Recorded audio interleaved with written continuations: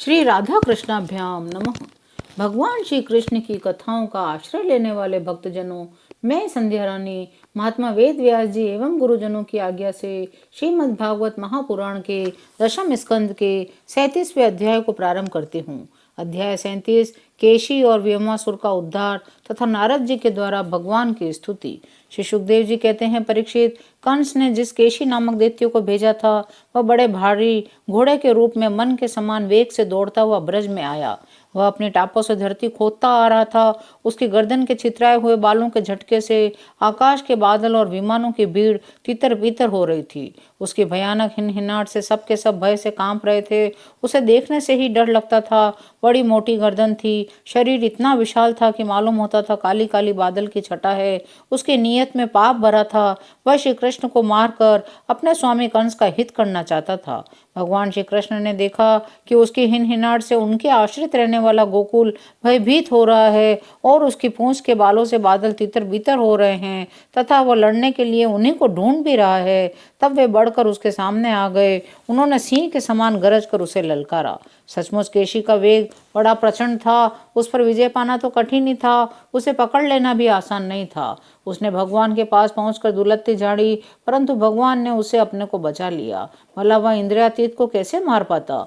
उन्होंने अपने दोनों हाथों से उसके दोनों पिछले पैर पकड़ लिए, जैसे गरुड़ सांप को पकड़कर झटक देते हैं। उसी प्रकार क्रोध से उसे घुमाकर बड़े अपमान के साथ 400 हाथ की दूरी पर फेंक दिया। स्वयं अकड़कर खड़े हो गए। थोड़ी ही देर बाद केशी फिर सचेत हो गया, उठकर खड़ा हुआ। इसके बाद वह क्रोध से तिल मिलाकर मुंह फाड़कर बड़े वेग से भगवान की ओर झपटा। उसको दौड़ते देख भगवान मुस्कुराने लगे। भगवान का अत्यंत कोमल कर कमल भी उस समय ऐसा हो गया मानो तपाया हुआ लोहा हो। उसका स्पर्श होते ही केशी के दांत टूट टूट कर गिर गए। जैसे जलोदर रोग उपेक्षा कर देने पर बहुत बढ़ जाता है, वैसे ही श्री कृष्ण का भुजदंड उसके मुंह में बढ़ने लगा। अचिंत्य शक्ति भगवान श्री कृष्ण का हाथ उसके मुंह में इतना बढ़ गया कि उसकी सांस के भी आने जाने का मार्ग न रहा। अब तो दम घुटने के कारण वह पैर पीटने लगा। उसका शरीर पसीने से लथपथ हो गया। आंखों की पुतलियां उलट गई। वह मल त्याग करने लगा। थोड़ी ही देर में उसका शरीर निश्चेष्ट होकर पृथ्वी पर गिर पड़ा और उसके प्राण पखेरु हो गए। उसका निष्प्राण शरीर फूला हुआ होने के कारण गिरते ही पकी ककड़ी की तरह फट गया।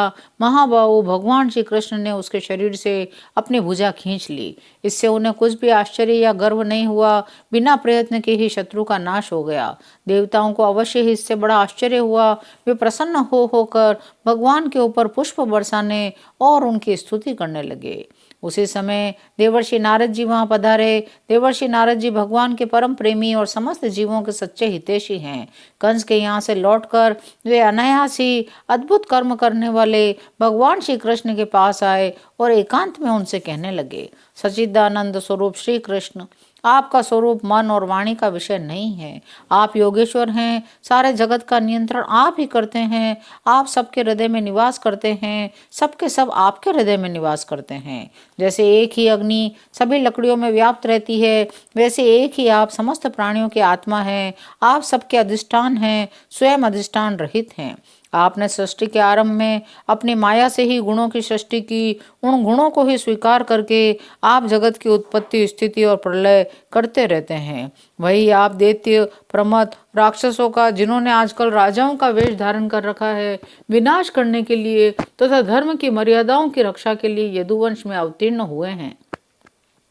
प्रभु, अब मैं परसों आपके हाथों चाणूर, मुष्टिक, दूसरे पहलवान, कुबलिया, पीड़ हाथी और स्वयं कंस को भी मरते देखूंगा। उसके बाद शंखासुर, काल यवन, मूर और नरकासुर का वध देखूंगा।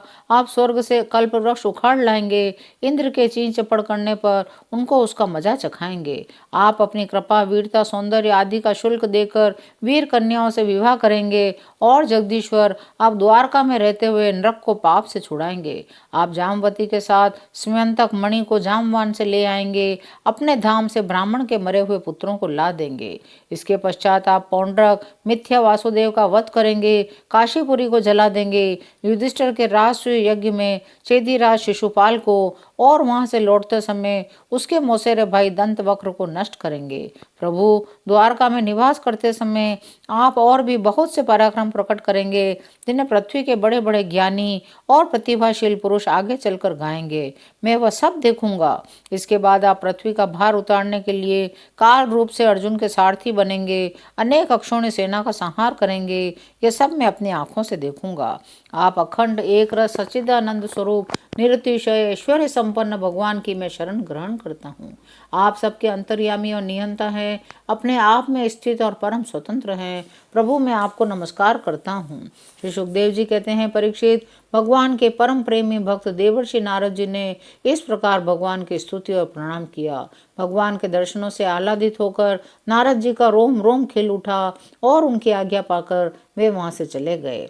इधर भगवान श्री कृष्ण केशी को लड़ाई में मारकर फिर अपने प्रेमी एवं प्रसन्न चित्त ग्वाल बालों के साथ पूर्ववत पशुपालन के काम में लग गए। ब्रजवासियों को परमानंद वितरण करने लगे। एक समय वे सब ग्वाल बाल पहाड़ की चोटियों पर गाय आदि पशुओं को चरा रहे थे। कुछ चोर और कुछ रक्षक बनकर छिपने छिपाने का लुका लुकी का खेल खेल रहे थे। कुछ उनमें से चोर तो कुछ रक्षक, कुछ भेड़े भी बन गए थे। इस प्रकार निर्भय होकर खेल में रम गए। उसी समय ग्वाल का वेश धारण करके व्योमासुर वहां आया।